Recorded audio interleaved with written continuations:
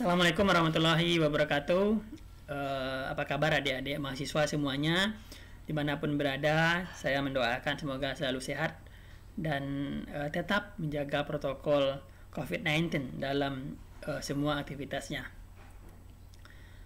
Saya juga menganjurkan dan berharap agar adik-adik mahasiswa punya semangat dan keinginan belajar yang tinggi, karena hanya dengan itu kita punya kesempatan untuk menjadi lebih baik. Percayalah, kondisi pandemik seperti sekarang seharusnya tidak menghalangi kita untuk mendapatkan pengetahuan, meningkatkan kapasitas diri kita, karena sumber pembelajaran itu sangat banyak, atau learning source itu sangat hebat sekarang ini dibandingkan generasi sebelumnya. Sehingga dengan demikian kita tidak terlalu sulit untuk mengoptimalkan konsep student center learning. Baik, kita masuk ke pertemuan keempat dalam kuliah DDPK kita. Dalam kuliah sebelumnya kita sudah membahas apa itu penyuluhan, bagaimana pentingnya dan peran penyuluhan, lalu bagaimana membuat penyuluhan itu berhasil gitu. Nah, pada pertemuan keempat ini kita akan melengkapi dengan satu bahasan yang penting, bagaimana cara membuat itu penyuluhan berhasil. Strategi keberhasilan penyuluhan pertanian. Nah, salah satu yang sangat penting dalam penyuluhan pertanian itu adalah kelembagaan dan organisasi penyuluhan pertanian. Kelembagaan penyuluhan pertanian. Kita perlu kelembagaan penyuluhan pertanian yang mantap. Nah, kita sadari dan kita lihat bahwasanya dinamika kelembagaan penyuluhan pertanian ini sangat tinggi. Walaupun dia punya undang-undang sendiri. Apa aktivitas pertanian yang punya undang-undang? Nggak banyak, ya. Yang punya undang-undang sendiri itu nggak banyak. Salah satunya penyuluhan. Penyuluhan itu dia punya undang-undang nomor 16 tahun 2006. Undang-undang itu adalah bagian dari, adalah kelembagaan itu sendiri, karena dia aturan gitu. Nah, sudah terpenuhi persyaratan dan dia di dalam undang-undang itu juga mengatur tata organisasi penyuluhan. Tapi kita bisa melihat sebelum dan sesudah undang-undang itu dinamikanya tetap tinggi, ya. Nah, tetapi kita meyakini bahwasanya kelembagaan dan tata organisasi itu sangat penting untuk mensukseskan atau membuat penyuluhan pertanian menjadi berhasil. Nah, saya akan perlihatkan dulu pengantarnya kenapa pentingnya kelembagaan penyuluhan itu. Kalau dalam definisi undang-undang penyuluhan, undang-undang nomor 16 tahun 2006 itu, ada bisa baca ya. Sebenarnya di sini menganut, memperlihatkan bagaimana proses penyuluhan dilakukan. Penyuluhan itu hanya proses pembelajaran, ya. Lalu untuk apa? Apa konsennya sebetulnya? Konsennya sebenarnya adalah pada sumber daya manusia petani. Ya, sumber daya manusia. Nah, kita bisa ingat juga bahwasanya kita tidak hanya konsen pada sumber daya manusia petani semata, tetapi juga sumber daya manusia stakeholder pertanian yang perlu kita tingkatkan kapasitasnya, pengetahuannya, kesadarannya gitu. Itu kan kata Toto Mardikanto juga dalam dia mendefinisikan penyuluhan.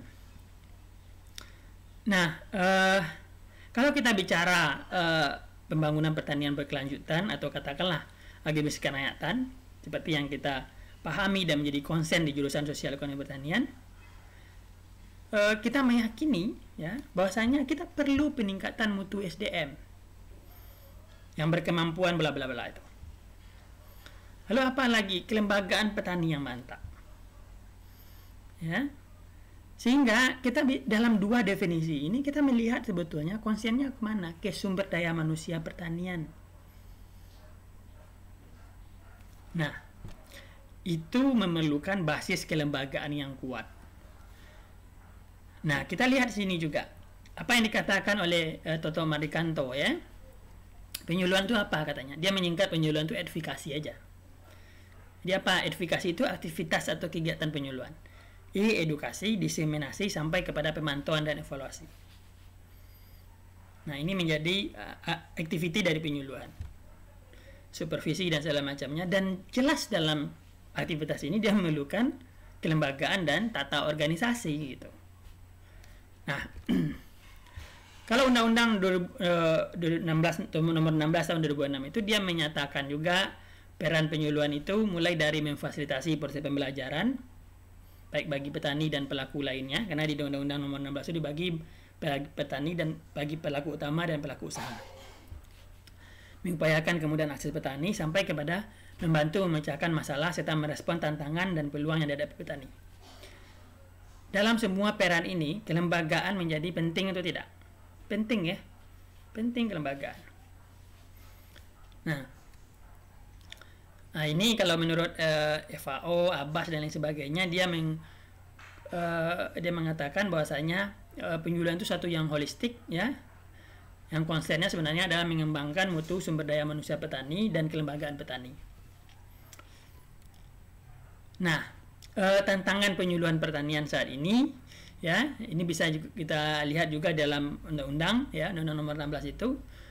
Pertama, dia memfasilitasi terjadinya perubahan perilaku petani. Pelaku utama, pelaku usaha, semua stakeholder yang terkait dengan pertanian gitu. Yang kedua, mengembangkan partisipasi aktif petani dan stakeholder terkait tentunya dalam mewujudkan kesejahteraan diri, keluarga, dan masyarakat.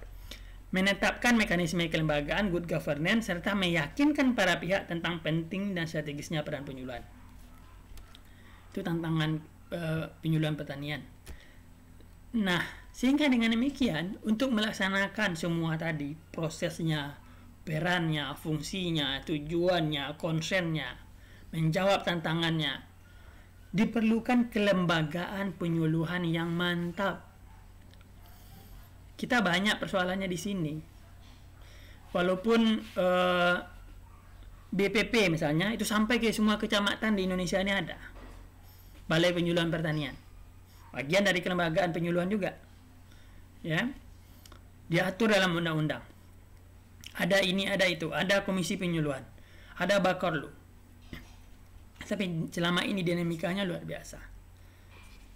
Tapi kita perlu membuat kelembagaan penyuluhan pertanian yang mantap, yang konsennya kepada sumber daya manusia petani, melaksanakan peran-peran yang tadi yang sudah kita bahas sebelumnya. Tuh. Nah, kita perlu wujudkan kelembagaan penyuluhan yang mantap itu. Nah, tentu pertama kita perlu pahami juga ya, apa sih definisi kelembagaan itu? Apa itu kelembagaan? Karena dia menjadi misalnya menjadi instrumen penting untuk keberhasilan penyuluhan. Kelembagaan itu apakah sama dengan organisasi gitu? Ya. Kalau dia organisasi, apakah dia sudah kelembagaan? Gitu. Tidak ya, belum tentu. Kelembagaan itu nggak harus berupa organisasi. Nah, kita bisa merujuk pada definisi ini.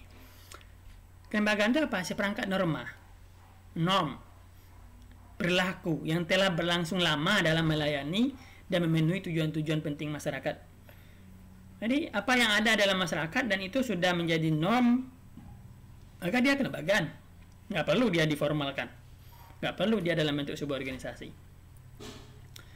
Dalam definisi lain disebutkan dia juga seperangkat peraturan, rule. Maka nanti kita bisa melihat Undang-Undang nomor 16 itu bagian dari kelembagaan penyuluhan juga.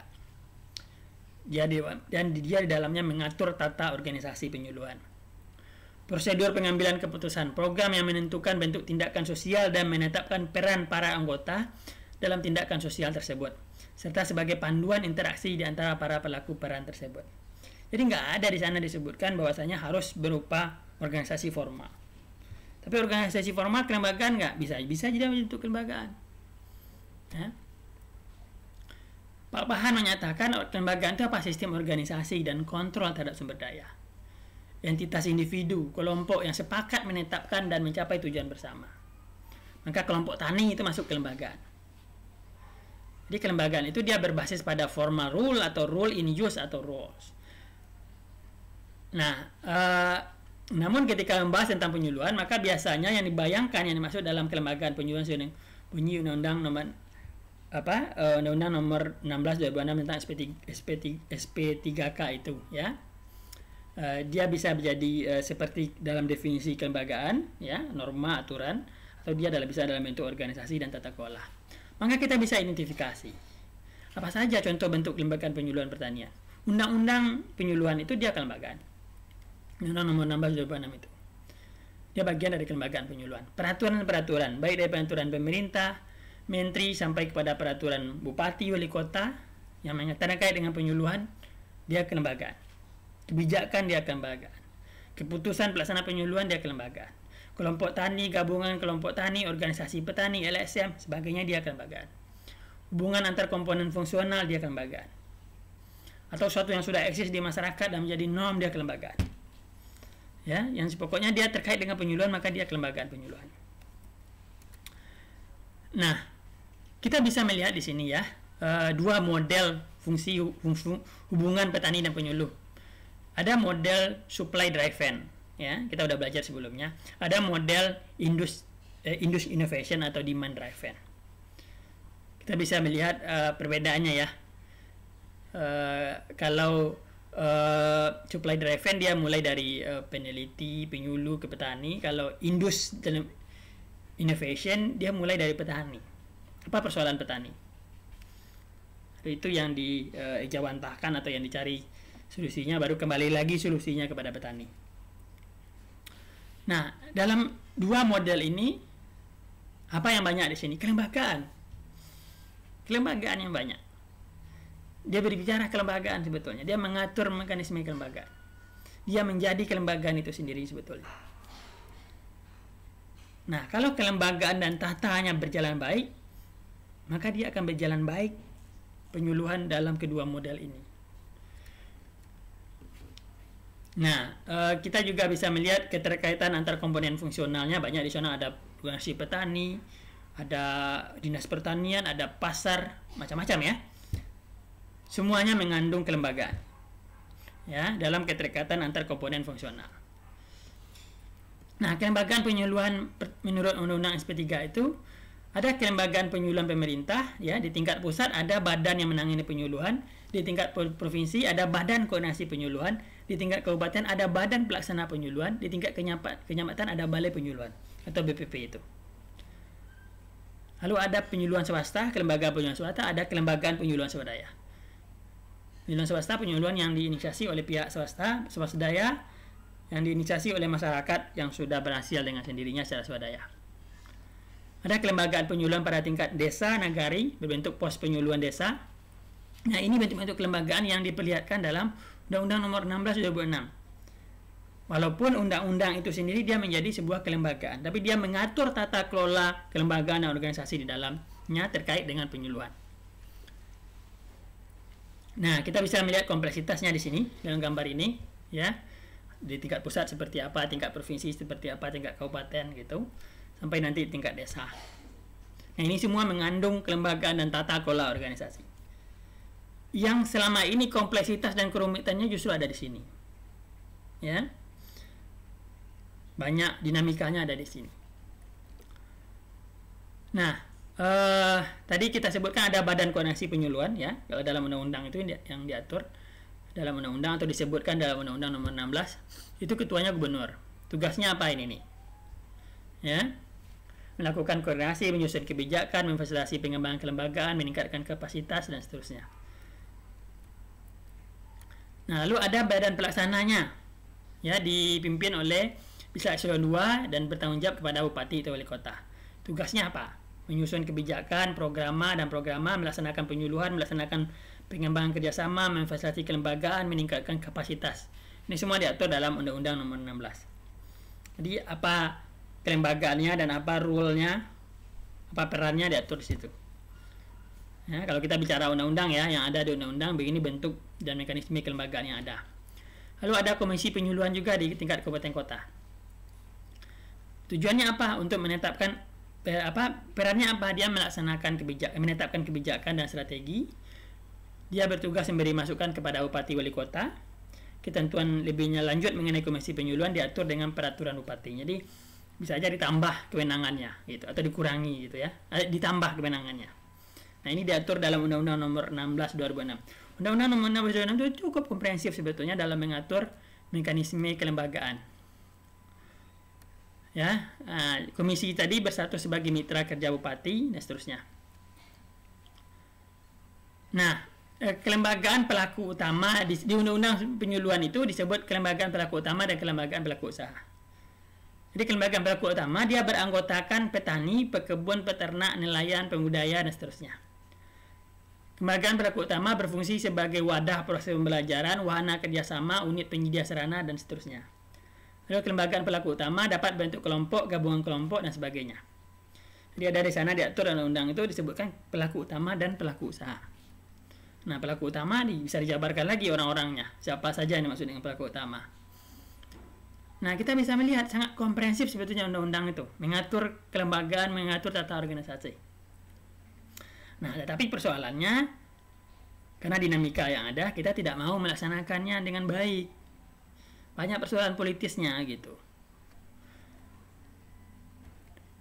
Nah, satu kelembagaan yang penting yang perlu kita singgung sedikit adalah kelompok tani. Ya, kelompok tani itu kelembagaan. Nanti kita belajar lebih jauh tentang kelompok tani ini. Ya, dia kelembagaan di tingkat petani gitu loh. Ya, nggak perlu dia mau punya surat resmi, mau punya ADRT atau enggak. Pokoknya kalau dia sudah punya norm, punya eksistensi di tengah masyarakat, maka dia kelembagaan.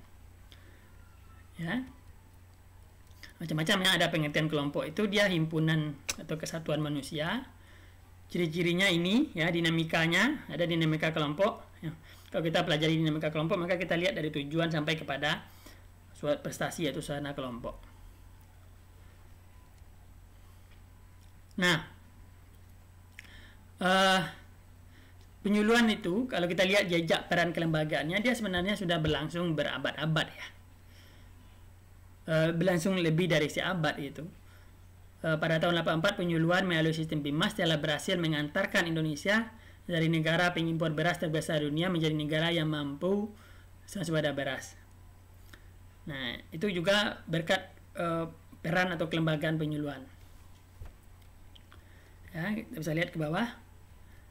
Nah, ini jejak perannya ya, tahun 58 seperti apa, 60-an sampai kepada era BIMAS ya. Kalian mungkin belum lahir. Di sana kita bisa melihat keberhasilan swasembada pada saat itu. Itu juga mengandung bagaimana peran penyuluhan berjalan di situ. Ya, ini selanjutnya saya nggak bahas. Lalu tahun 1990 FAO meluncurkan program sekolah lapang yang kita adopsi sampai sekarang. Ya, ini banyak cukup partisipatif dan sangat sejalan dengan paradigma penyuluhan sekarang dan banyak kita terapkan sekolah lapang oleh mekanisme atau oleh BPP kita.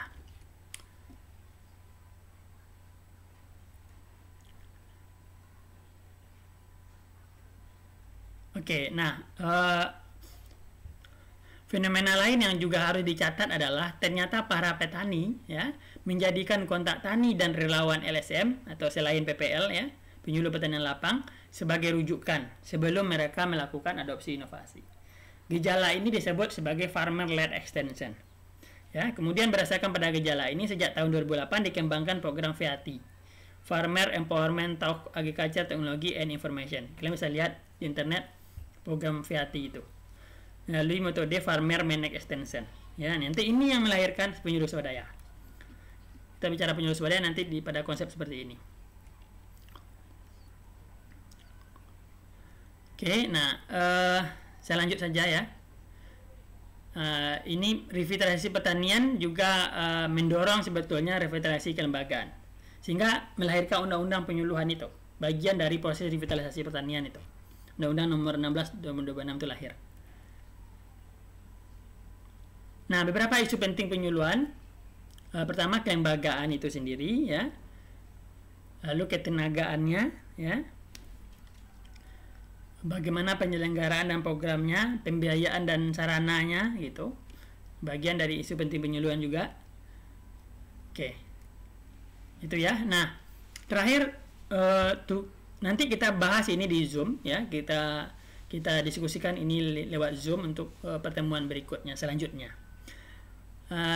Kalian kerjakan dulu tugas ini ya, nanti dikumpul di sesi praktikum ya, hari Selasa tanggal 22 September pukul 24 WIB maksimalnya Ya, kalian buat paper menjelaskan apa itu kelembagaan, kenapa kelembagaan penting dalam penyuluhan pertanian, apa saja bentuk kelembagaan penyuluhan pertanian yang ada, lalu jelaskan dinamika kelembagaan penyuluhan sebelum dan setelah undang-undang gitu.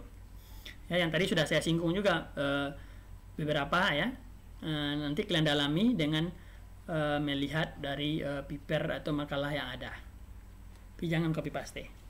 Baik, terima kasih. Sampai jumpa di sesi praktikum dan di sesi Zoom untuk pertemuan selanjutnya untuk kita mengulas semua pertemuan secara interaktif. Terima kasih banyak. Assalamualaikum warahmatullahi wabarakatuh.